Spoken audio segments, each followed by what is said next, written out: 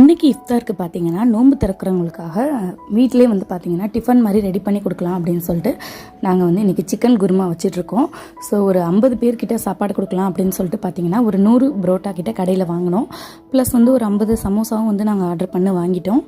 இதுக்கு சைடிஷாக பார்த்தீங்கன்னா சிக்கன் குருமா வந்து வீட்டிலே செஞ்சிடலாம் அப்படின்னு சொல்லிட்டு நாங்கள் வந்து செஞ்சிட்ருக்கோம். இந்த ரெசிபியோட ஃபுல் வீடியோ வந்து பார்த்தீங்கன்னா நம்மளோட சேனலில் ஆல்ரெடி அப்லோட் பண்ணியிருக்கேன். ஸோ வந்து சேனல் நேமுக்கு கீழே வர லிங்க்கை கிளிக் பண்ணி ரெசிபி வேணும் அப்படிங்கிறவங்க வீடியோ பாருங்கள். ஸோ குருமாலாம் நல்லா வச்சு செட் ஆனதுக்கப்புறமா பார்த்தீங்கன்னா ஈவினிங் வந்து ஒரு 3 o'clock போல் பார்த்தீங்கன்னா நாங்கள் எல்லோரும் சேர்ந்து வீட்டில் இருக்கவங்க எல்லோரும் சேர்ந்து பேக் பண்ண ஆரம்பிச்சிட்டோம்.